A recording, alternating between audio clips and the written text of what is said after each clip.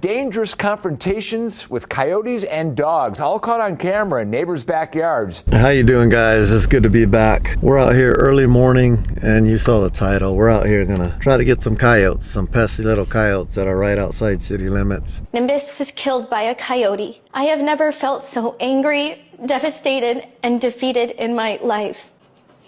They come in the city and they eat people's pets. Coyotes are attracted to smells in your backyard, from pet food to pet droppings. Coyotes feel welcome in the neighborhoods, so they stick around. A couple chihuahuas and a cat got eaten out of our neighborhood, so we're gonna try to call them outside of the city. If we can't get them there, we're gonna go to an area that we know of where there's some cattle. There's some young coyotes right now. This time of year, the young wild ones, they're out looking for an easy meal, and they just kill everything in sight. So the numbers gotta be maintained. So if you don't like hunting, you don't like guns, you don't like any of that stuff, just click away, come back. We'll see you in a lake meet update. But those of you that like hunting, we're big time hunters. We love to come out here and we're gonna come do our thing. What are you gonna be using? I'm gonna show you guys my equipment, but we got a brand new rifle, 243, 12 gauge shotgun. That's the tools for today's mission. We're going back to our roots today. We have been coyote hunting many years now. Coyotes are a big predator out here, obviously, and you do need them, but the problem is that they can be a nuisance sometimes, especially around city limits and around livestock. So that's a lot of places we like to hunt. We know a lot of farmers and stuff that lose a lot of money every year due to coyotes. So they actually ask us, like, hey, can you please come out here and help me manage the populations a little bit? Then obviously the people around city limits could always use a little bit of help, so that they're eating your chihuahuas and stuff like that. We got a little dog, Scooby, and I couldn't imagine if a coyote jumped in our backyard and took him. My family would be devastated. We're gonna see what we can get into, and I have a good feeling about today. A good cold front came through. I can't believe it. It's 64 degrees right here. Feels absolutely amazing. And a nice break from the heat, but we're gonna test our luck and see if we can help some people out today. First stand of the year. Hopefully we can get it done. We're in some really thick brush. That's where this comes in handy.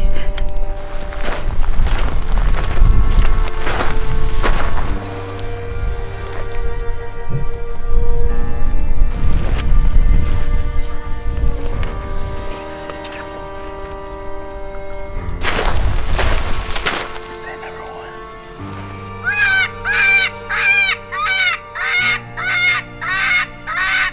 Bobcat. Where at? He's only about 20 yards away. A bobcat looking at you right here.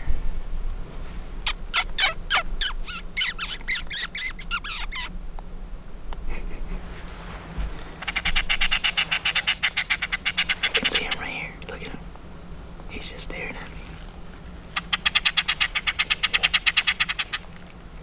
So cool. He's just standing.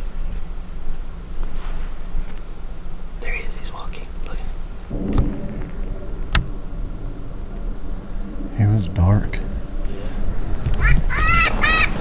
Called in a bobcat. Can't do nothing about it. Can't do nothing. They're out in season right now. That was cool though. At most 15-20 yards at most. I mean, I could even range it. He was right here. I looked over and I saw movement, and he was walking. He probably wouldn't went all the way to the call, but when I looked over, I saw it was a bobcat, and that was cool. I whispered bobcat, and he heard me whisper, so he stopped and looked. He didn't care we were there. Literally just stared at us for a while. I got him on film and everything. Oh, that's cool. He only came in probably 5 minutes in the stand. Ruined our whole stand, to be honest. That was cool. That was worth it. The footage alone was completely worth it. And one's burnt. We saw the bobcat and Honestly, gave it up. seeing a bobcat might even be cooler than shooting a coyote, because it's so rare to day call them like that, especially in Nevada. Man, that's one of the very few times I've ever day called a bobcat like that, and that was super cool. He must have just been right here, right by us. You know, that was quick.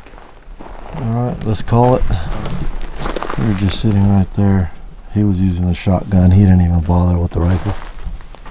Stand one is burnt, but that's one of the coolest experiences I've ever had. They're not in season. Sometimes it's just cool to admire the beauty of nature like that sometimes, and the time will come, but that was definitely a cool experience. I've only done that a handful of times. We'll see if that means it's gonna be a good day. The dude who taught me how to coyote hunt, Garrett Carr and Micah, they always used to joke that if you kill one on the first stand, it's bad luck for the rest of the day. So stand 1 was a bust. It kind of made it a quick stand. Now we're gonna go pick out some of the spots that we know are a little better and see if we can make it work. Well, that broke the ice. Got to use the call. It's good to be out here smelling that desert air. What do you think? Oh man, there's just something about being out. It's been too long since we've gotten out on early morning and been out here hunting something. It feels good that some cold weather's finally coming around. So I'm happy right now. That's all I can say. Headed to stand 2, and hopefully we can get something there. Let's go get it. Stand number 2. Let's get it. We've got tracks. We're getting close.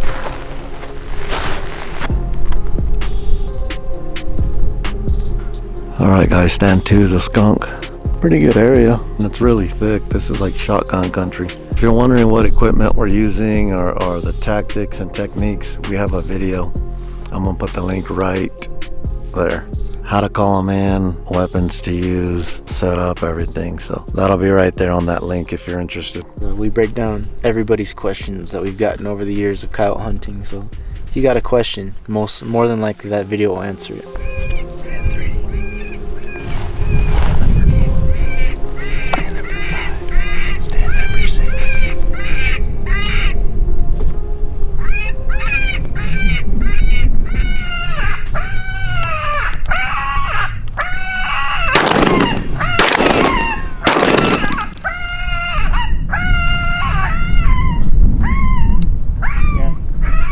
Think.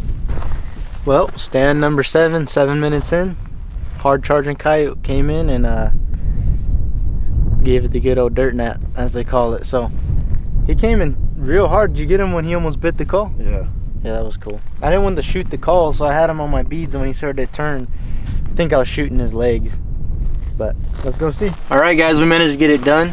It is a little bit early in the season right now, but like we were saying earlier, there's a whole reason behind why we do hunt coyotes. There is a deer population out here, and there's some farmers that use this land a little bit, and obviously, like we said, we're pretty close to a city, so these coyotes sometimes go in the city and eat people's dogs and stuff. When you go ahead and help manage the population a little bit, it helps out the quail populations and rabbits and stuff like that. We've been having a drought for a couple years, as many of you guys know, with the lake meat stuff, and it really hurt our quail and rabbit populations. So obviously when there's a lot of predators roaming around, the quail and rabbit populations can't rebound like they normally do. But other than all that, we actually have something very interesting too. We got a little science project going on too, and I'll let you guys know what that is at a later date. But this guy, he's going to be used for some scientific research, so we're going to turn him in. We got a group of scientists that are wanting to do some studies on some coyotes. So that's one of the main reasons we decided to come out today also. And we're definitely going to let you guys know at a later date when that comes out, what they figure out and everything. But we don't want to spoil the beans too much on what they're doing over there. But definitely going to go to good use out here. And the scientists are going to study them up. And we're also helping out our quail and rabbit populations out here in the meantime too. And cattle and sheep and everything else. So definitely not going to waste. That's pretty much what's going on. Look closely, guys. We see something. Who's seen one of these before? These guys are called horny toads right here. Let me zoom in on them. He's very camouflaged. See the horns on his head? That's why they call them horny toads. They supposedly spit blood out of their eyes. Look how small he is. Well, that was pretty awesome. I always like calling them over this grass, but I'm a little bit embarrassed, I'm not gonna lie. 3 shells. Usually I'm a one and done.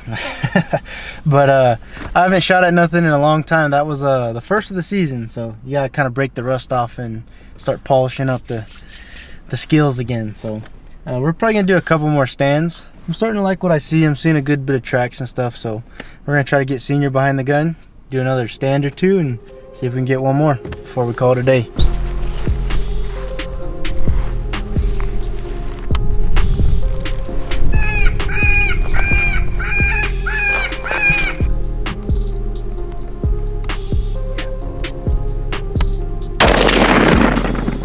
Got him. Wow, we're just getting ready to leave too, man. I had the remote turned off.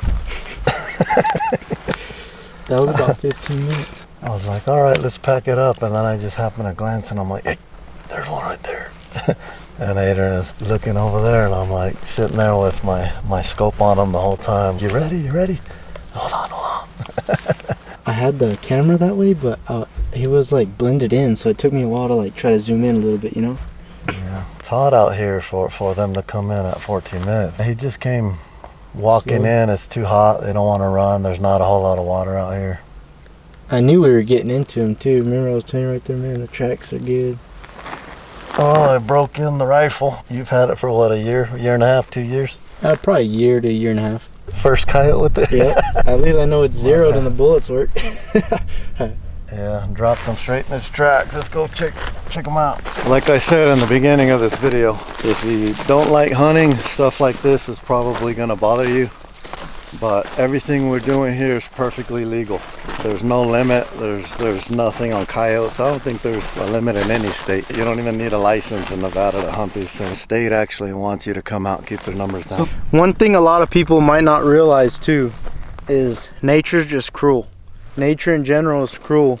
And Senior gave that one the best way to go that you can give just about any critter out here, because we like to help do our part, like we said, to help some of the ranchers out here, help some of the cities and stuff. A lot of people might know on the East Coast and stuff especially, and out here we're desert. We don't got a whole lot of animals in general, so they'll eat the eggs of the quail. That's perfectly fine, but if there's too many coyotes in one area, then the quail populations plummet, the rabbit populations plummet, and the coyotes start to die from starvation too. So the idea of being a conservationist is you're for everything. Like our money when we're buying our hunting licenses and stuff are helping build guzzlers out here that are providing water for all of the wildlife. So all of it needs to be managed and maintained.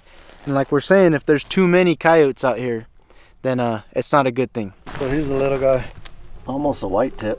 We got absolutely skunked on tags. No elk, no deer. We're gonna do a dove season coming up, dove hunt. Have a couple other videos in the works, but let us know if you want more coyote hunting videos. Let us know in the comments. If we do some more, we'll probably wait for it to cool down a little bit first. Yeah. We came out early because, like he was saying earlier, it's for some type of science project. Let's get out of here.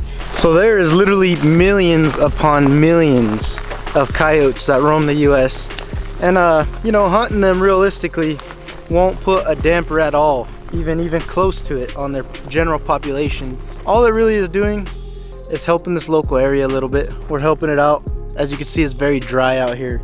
And there is quail out here, there is rabbits. Those guys put a lot of pressure on them.